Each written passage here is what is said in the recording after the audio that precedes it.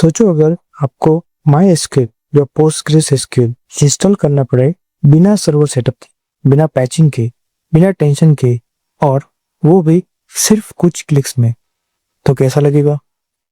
यही काम करता है AWS RDS। नमस्कार दोस्तों, welcome to cloud next tech, जहां हम सीखेंगे cloud and DevOps concepts Hindi में विथ रियल टाइम एग्जांपल्स और इजी हैंड्स ऑन डेमोज में। आज का टॉपिक है AWS RDS। इस वीडियो में हम देखेंगे RDS क्या होता है, एक real time use case, step by step practical demo और RDS के important features like provisioning, backups, monitoring, high availability in depth समझाऊंगा। तो सबसे पहले देख लेते हैं what is AWS RDS। AWS RDS का फुल फॉर्म है रिलेशनल डेटाबेस सर्विस। ये एक फुल्ली मैनेज सर्विस है जिसमें आप MySQL, PostgreSQL, Oracle, SQL server, MariaDB या Amazon Aurora जैसे रिलेशनल डेटाबेस को एज सर्विस यूज करते हो। आपको सिर्फ इंजन चूज करना है, स्टोरेज और साइज बताना है, बाकी सब AWS आपके लिए मैनेज करेगा, जैसे कि DB इंस्टॉल करना, बैकअप और पैच मैनेज करेगा, मॉनिटर करेगा, हाई अवेलेबिलिटी भी देगा। तो चलिए RDS के फीचर्स समझ लेते हैं। पहला है DB प्रोविजनिंग। जब आप RDS क्रिएट करते हो, आपको मैन्युअली MySQL इंस्टॉल करने की जरूरत नहीं। आपको सिर्फ इंजन सेलेक्ट करना है, MySQL या Postgres एक्सेट्रा। उसके बाद उसकी साइज आपको सिलेक्ट करनी है, एक फॉर एग्जांपल db.t3.micro। उसके बाद स्टोरेज डिफाइन करो और क्रेडेंशियल सेट करो। AWS automatically database instance launch and configure कर देगा। इसका बेनिफिट क्या है? इसका बेनिफिट ये है fast setup, no manual installation. तो ये था पहला फीचर, DB प्रोविजनिंग। दूसरा फीचर है RDS का patch management. AWS automatically minor updates and security patches install करता है। आप एक मेंटेनेंस विंडो डिफाइन कर सकते हो जिसमें अपडेट्स अप्लाई होते हैं। मेजर वर्जन अपडेट्स मैनुअल होते हैं, वो आपकी कंट्रोल में होते हैं। AWS पैच मैनेजमेंट का बेनिफिट क्या है कि secure and up to date database देता है विदाउट डाउन टाइम। आपके जो भी पैचेस है या सिक्योरिटी अपडेट्स है वो विदाउट डाउन टाइम आपको अपडेट करके देता है। थर्ड फीचर है ऑटोमेटेड बैकअप्स। RDS ऑटोमेटिकली आपका डेटाबेस बैकअप करता है। कैसे? डेली स्नैपशॉट लेता है, उसके ट्रांजैक्शन लॉग जनरेट करता है, point in time recovery support देता है। आप बैकअप रिटेंशन सेट कर सकते हो 1 to 35 डेज में, या फिर आपको ऐसा लगे तो आप मैनुअल स्नैपशॉट भी ले सकते हो एनी टाइम। ऑटोमेटेड फीचर का बेनिफिट क्या है? आपकी डिजास्टर रिकवरी इजी बना देता। फोर्थ है monitoring. RDS integrates with CloudWatch, जिसमें आप देख सकते हो CPU usage, memory usage, disc space, read write IOPS, DB connections. आप CloudWatch अलार्म भी लगा सकते हो, उस पर सेट कर सकते हो। एग्जाम्पल, अगर आपका CPU यूटिलाइजेशन अबव 80% ज्यादा है तो आपको ईमेल या SMS आना चाहिए वाया SNS सर्विस से। Also has performance insight to monitor slow queries। Monitoring का बेनिफिट क्या है? आप रियल टाइम में उसको मॉनिटरिंग कर सकते हो। फिफ्थ फीचर है high availability multi AZ option enable करने से आपको एडवांटेज क्या मिलेगा?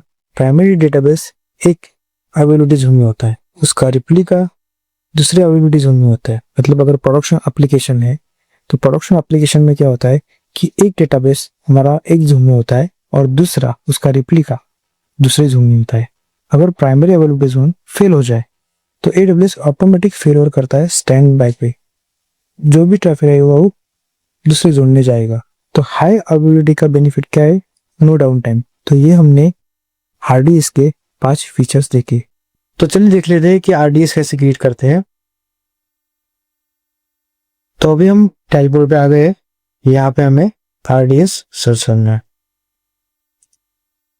अरोरा एंड RDS पे क्लिक करना है, डेटाबेसेस में जाना है और क्रिएट डेटाबेस पे क्लिक करना है। यहाँ पे हम लोग स्टैंडर्ड क्रिएट ऑप्शन चूज करने वाले और MySQL हम यहाँ पे इंस्टॉल करना है। इसके बाद MySQL का वर्जन है 8.0.41, वही रखने वाले। और यहाँ पे टेम्पलेट्स का ऑप्शन है, तो हम लोग यहाँ पे फ्री टियर वाले यूज करना है। अगर प्रोडक्शन एनवायरनमेंट है तो उस केस में हम यहाँ पे प्रोडक्शन यूज करेंगे। तो अगर डेव या टेस्ट एनवायरनमेंट के लिए चाहिए तो उस केस में हम ये ऑप्शन सेट करेंगे। अभी ये एजुकेशनल पर्पज है तो हम लोग फ्री टियर चूज करेंगे। फ्री टियर में हमें single availability zone database instance मिल जाएगा। अब यहाँ पे डेटाबेस का नाम दे देते हैं MySQL DB डेमो, और यहाँ पे यूजरनेम एडमिन, और यहाँ पे यूजरनेम एडमिन और पासवर्ड भी देते हैं।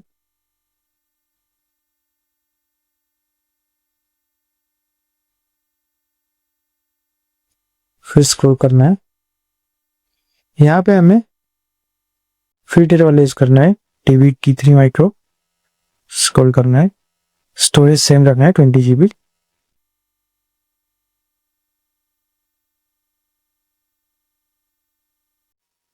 हमें डिफॉल्ट VPC रखना है, और सिक्योरिटी ग्रुप और DB सबनेट ग्रुप भी डिफॉल्ट रखना है।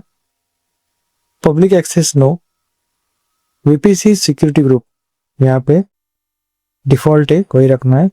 बाद में हम यहाँ पे 3306 पोर्ट ऐड कर देंगे सिक्योरिटी ग्रुप में जाके। तो अभी के लिए डिफॉल्ट रखना है। अवेलेबिलिटी नो प्रेफरेंस, फिर नीचे आना है, पासवर्ड ऑथेंटिकेशन। यहाँ पे हम मॉनिटरिंग इनेबल कर सकते हैं, RDS हम मॉनिटर कर सकते हैं।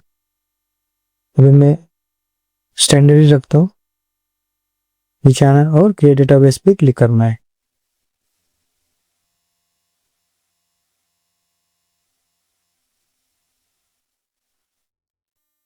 तो अभी डेटाबेस रेडी हो रहा है।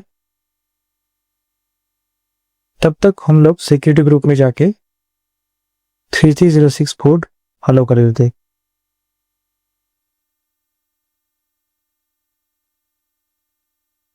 सिक्योरिटी ग्रुप और default, edit inbound rules, add rule, यहाँ पे MySQL सेट करना है और सेव रूल को क्लिक करना है।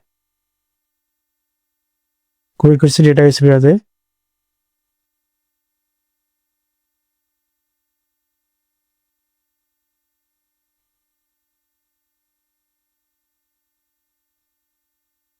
DB इंस्टेंस क्रिएट होने में थोड़ा टाइम लगेगा। डेटाबेस क्रिएट होने तक हम लोग एक EC2 इंस्टेंस बना लेते हैं।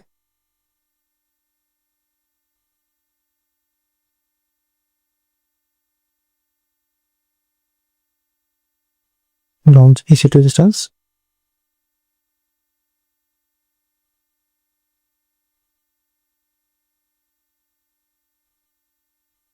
सर्वर, Amazon लिनक्स में यहाँ पे चूज कर रहा हूँ सिक्योरिटी ग्रुप,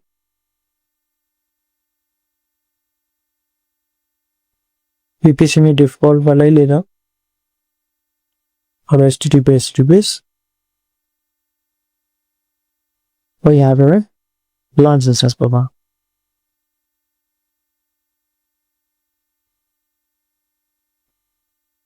आप देख सकते हैं हमारा डेटाबेस अवेलेबल है, और EC2 इंस्टेंस को भी कनेक्ट कर लेते हैं।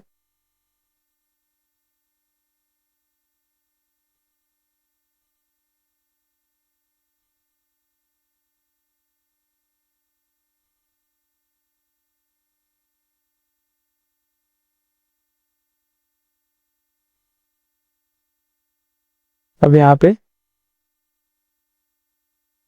हमें MySQL क्लाइंट इंस्टॉल करना पड़ेगा। इसके लिए कमांड है sudo dnf install MariaDB-y, inter करना है।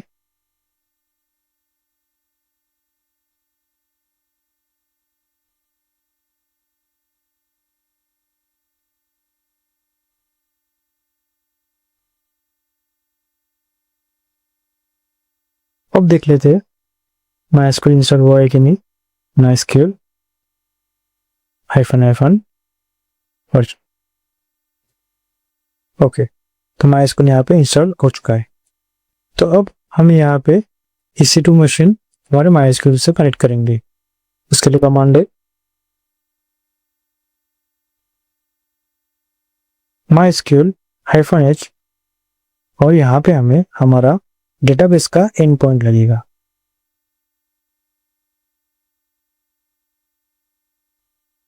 तो डेटाबेस में जाना है,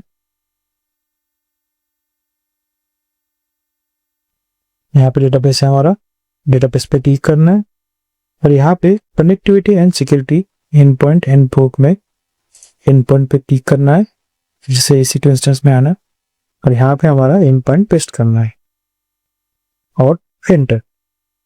यहाँ पे जो डेटाबेस को हमने पासवर्ड दिया है, यूजर नेम पासवर्ड, वही यूज करना है।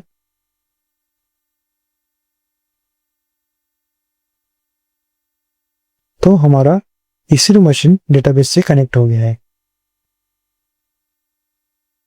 यहाँ पे हम MySQL में आ चुके हैं। अब मैं यहाँ पे चेक करूंगा कौन से डेटाबेसेस है। तो उसके लिए कमांड है शो डेटाबेसेस। यहाँ पे MySQL है, परफॉर्मेंस स्कीमा, इंफॉर्मेशन स्कीमा और सिस्टम। मैं यहाँ पे यूज SQL पर लेता हूँ, यूज MySQL।